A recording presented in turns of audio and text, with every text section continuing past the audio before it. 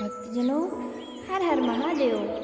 श्री सत्यम शिवम सुंदरम श्री शिव महापुराण भाषा 5वीं उमा संहिता प्रारंभ। उमा संहिता के अंतर्गत पहले अध्याय में कृष्ण उपमन्यु संवाद की कथा जो हम आगे सुनेंगे। जो ईश्वर सत्वगुण के आश्रय से सातों भुवनों के धारक और पालक हैं, जो रजोगुण के आश्रय से उत्पन्न करता तथा तमोगुण से संहार करता है, और जो गुणमयी माया से दूर ब्रह्मा विष्णु आदि नाम वाले हैं, वे उन आनंद स्वरूप अनंत शिव जी का ध्यान करते हैं। ऋषि बोले, हे सूत जी, आपको बारंबार नमस्कार है। आपने चतुर्थ कोटि संहिता में मुझे सुनाई, अब उमा संहिता रूप पार्वती सहित परमात्मा शिव जी का चरित्र भी सुनाइए। सूत जी कहते हैं, हे शौनकादि ऋषियों, तुम मुक्ति भुक्ति देने वाले शिव जी के दिव्य चरित्र को ध्यान पूर्वक वैसे ही सुनो जैसा व्यास जी ने इस पवित्र प्रश्न को पहले सनत कुमार से किया था। तब उन्होंने शिव जी के इस परम दिव्य रूप को कहा था। सनत कुमार जी बोले, हे व्यास जी, महर्षि उपमन्यु जी ने जो श्री कृष्ण जी से कहा था, वही शिव जी का चरित्र मैं तुमसे कहता हूँ। सर्वप्रथम वासुदेव जी के पुत्र भगवान श्री कृष्ण जी कैलाश पर्वत पर शिव जी का तप करने के लिए गए। वहाँ पर्वत पर उपमन्यु जी को तप करते हुए देखकर श्री कृष्ण जी हाथ जोड़कर प्रणाम कर बोले, हे महाबुद्धे, हे उपमन्यु, इस पर्वत पर मैं पुत्र के निमित्त शिव जी का तप करने आया हूँ। इसलिए आनंद के करने वाले शिव जी के महात्म को कहिए, जिसे सुनकर मैं श्रद्धापूर्वक शिव जी के परम तप को करूँगा। श्री कृष्ण जी के ऐसे वचन को सुनकर उपमन्यु जी शिव जी का स्मरण करते हुए बोले, हे कृष्ण जी, शिव जी के महात्म को प्रेम पूर्वक सुने। शिव जी के लिए विष्णु आदि देवता और उनके संपूर्ण परिवार को मैंने तप करते हुए देखा है। ब्रह्मा आदि तीनों अंशों से शोभायमान अविनाशी बड़े दृष्टा वाले अग्नि की ज्वालाओं से व्याप्त, नखों से युक्त, अगणित किरणों की कांति से विराजमान, अनेक नेत्र वाले तथा अगणित चरण कमल वाले, जो प्रलय काल में संसार का संहार करते हैं और जिनको त्रैलोक में कोई भी आवश्यक नहीं है, जो संपूर्ण लोकों में शिव के शूल के नाम से विख्यात है, जो संपूर्ण पृथ्वी मंडल को विदीर्ण कर सकते हैं, जो संपूर्ण अस्त्र शस्त्रों का नाश करने वाले हैं, जो 3 शिखा वाली भ्रकुटी को धारण कर धुआं सहित अग्नि के समान है।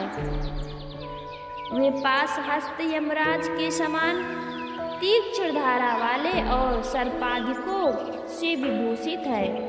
सर्वप्रथम परशुराम जी ने शिव जी के अस्त्र का आश्रय ले क्षत्रियों का विनाश किया। सुदर्शन चक्र को देख पवित्र मुख वाले सर्वव्यापी देव शिव को देखा। सहस्त्र धारा वाला महोज्वल वज्र देखा। तुरीण सहित पिनाक धनुष देखा। पास अंकुश महादिव्य गदा, शक्ति खड़ग आदि अनंत अस्त्रों को देखा। स्वयंभू आदि मुनि, मृगु आदि ऋषि, इंद्र आदि संपूर्ण देवता भी आए थे। अग्नि धारण किए स्वामी कार्तिकेय भी पार्वती जी के समीप दूसरे अग्नि के समान स्थित हो गए। शिव के दक्षिण तरफ हस्त युक्त विमान पर पितामह ब्रह्मा जी स्थित थे। वाम पार्श्व में गरुड़ पर आरूढ़ भगवान नारायण स्थित थे। शूल को लेकर नंदीश्वर, भूतगण एवं असंख्य माताएं शिव जी के आगे स्थित हो गईं। सबने शंकर जी को प्रणाम कर स्तुति की। सबने देखा कि संसार की सारी वस्तुएं उनके पास स्थित हैं। हे कृष्ण, उस समय मैंने भी शंकर जी की स्तुति की और शिव जी को देखकर भाव भक्ति से युक्त उनका सविधि पूजा किया। तब शंकर जी प्रसन्न हो मुझसे बोले, हे विप्र, तुम मुझसे बारंबार क्या पश्चिना करते हो? ये मैंने तुम्हारी परीक्षा ली है, तुम्हारा कल्याण हो। मैं तुम पर संतुष्ट हूँ। तुम्हारी जो इच्छा हो मुझसे वर मांगो। तुम्हारे लिए कोई भी वस्तु अदेय नहीं। तब मैंने सप्रेम हाथ जोड़कर दयालु शंकर जी से कहा, हे भगवान, हे देवों के देव महादेव, यदि आप मुझ पर प्रसन्न हैं तो मुझे तीनों काल का ज्ञान दीजिए और अपनी अविनाशिनी प्रगाढ़ भक्ति के साथ मेरे वंश सहित मुझे नित्य प्रति बहुत सा दूध भात दिया कीजिए। मेरे इस प्रकार के कहने पर परमेश्वर शिव जी ने हंसकर तथास्तु कहा और वे शीघ्र ही अंतर्ध्यान हो गए। हे कृष्ण, इस प्रकार मैंने मुक्तिदायक परमेश्वर शंकर जी का परिवार सहित दर्शन किया और उन बुद्धिमान देवादिदेव ने मुझसे जो जो कहा था वो सब प्राप्त हो गया। हे महाबाहो, इस प्रकार भाव सहित ये सारा संसार उन महात्मा शिव जी का ही प्रसाद है। संपूर्ण तत्व के विधान को भगवान सदाशिव प्रधान परमेश्वर ही जानते हैं और कोई नहीं। वहीं ब्रह्मा विष्णु के विजय करता और प्रलय को प्राप्त होने पर अपने हृदय से शिव जी को उत्पन्न करने वाली हैं। वही महादेव जी प्रलय की अग्नि को भक्षण करते हैं तथा वही सर्वज्ञ सर्वभूतात्मा सब भूतों को उत्पन्न करने वाले सर्वव्यापक और सब देवताओं के दर्शन करने योग्य हैं। उन्हीं का नाम सदाशिव है। अतएव पुत्र प्राप्ति के लिए तुम शिव जी की आराधना करो। भक्तवत्सल शिव जी शीघ्र ही तुम्हारी मनोकामना पूर्ण करेंगे। श्री शिव महापुराण 5वीं उमा संहिता के अंतर्गत कृष्ण उपमन्यु संवाद की कथा समाप्त हुई। आगे श्री कृष्ण को महात्मा उपमन्यु के उपदेश की कथा हम सुनेंगे। सनत कुमार जी कहते हैं, महात्मा उपमन्यु के वचनों को सुनकर श्री कृष्ण जी में महादेव के प्रति बड़ी ही भक्ति उत्पन्न हुई। उन्होंने मुनि से कहा कि हे महात्मा उपमन्यु, आप मुझ पर कृपा कर ये बतलाइए कि शिव जी की आराधना कर किसने किसने अपनी मनोकामना प्राप्त की है।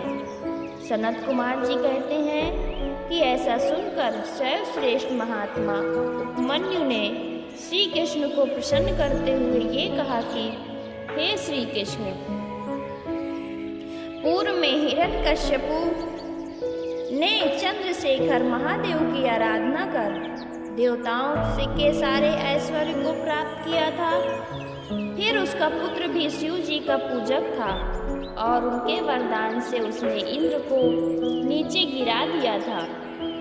वो इतना बली और बुद्धिमान था कि उसने इंद्र के वज्र की परवाह न करते हुए सब देवताओं को मार कर गिरा दिया और लोक स्वामी शिव जी की कृपा से उसने तीनों लोकों का अधिकार कर लिया था तथा शिव जी ने उसे 10,000 पुत्र देकर उसे उस द्वीप का राजा बना दिया था। इसके 100 वर्ष पश्चात ब्रह्मा जी ने रुतमक नामक एक दैत्य को उत्पन्न किया, जिसने तप कर शिव जी से 1000 पुत्र पाया। ऐसे ही याज्ञवल्क्य जी ने महादेव जी की आराधना करके उत्तम ज्ञान पाया, तथा और भी जो व्यास नाम से विख्यात हैं, उन्होंने भी शिव जी की आराधना कर बहुत सा यश और तीनों काल का ज्ञान प्राप्त किया। इंद्र से तिरस्कृत बालखिल ऋषियों ने शिव जी के प्रभाव से परम दुर्जय और सोमरस के हरण करने वाले गरुड़ को पाया। अनसुईया जी ने अपने पुत्र को पाया। दत्तात्रेय, दुर्वासा मुनि तथा चंद्रमा ने अपने पुत्र को पाया, तथा शिव जी की कृपा से चित्रकूट पर्वत से उन्होंने गंगा जी को प्रकट किया। हे कृष्ण जी, इसी प्रकार विकर्ण ने महादेव जी को उत्पन्न कर बड़ी सिद्धि पाई, और राजा चित्रसेन तथा गोपिका के पुत्र ने भी महादेव जी की भक्ति कर परम सिद्धि को प्राप्त किया। फिर रानी सीमंतिनी ने पति राजा चित्रांग को शिव जी ने यमुना जी में डूबने से बचाया, और एक दुष्ट व्यभिचारिणी चंचुका ने भी शिव जी की भक्ति से बड़ी सुंदर गति पाई, तथा उसका पापी पति भी अपनी स्त्री की कृपा से शिव पुराण को सुनकर त्रिलोक को प्राप्त हुआ। पिंगला नामक वेश्या और मंदर नामक अधम ब्राह्मण, ये दोनों ही शिव जी की पूजा कर उत्तम गति को प्राप्त हुए। इसी प्रकार और भी कितने ही ऋषि मुनि, ब्राह्मण और असुर भी शिव जी की पूजा कर उनकी कृपा से शिव गति को प्राप्त हुए। हे कृष्ण जी, भगवान शिव के गुणों का मैं अपने एक मुख से वर्णन करने में सैकड़ों वर्षों में भी सामर्थ्य नहीं हो सकता। इस प्रकार श्री शिव महापुराण के अंतर्गत 5वीं उमा संहिता में दूसरे अध्याय में श्री कृष्ण जी को महात्मा उपमन्यु के उपदेश की कथा समाप्त होती है। भक्तजनों, हर हर महादेव, हर हर महादेव।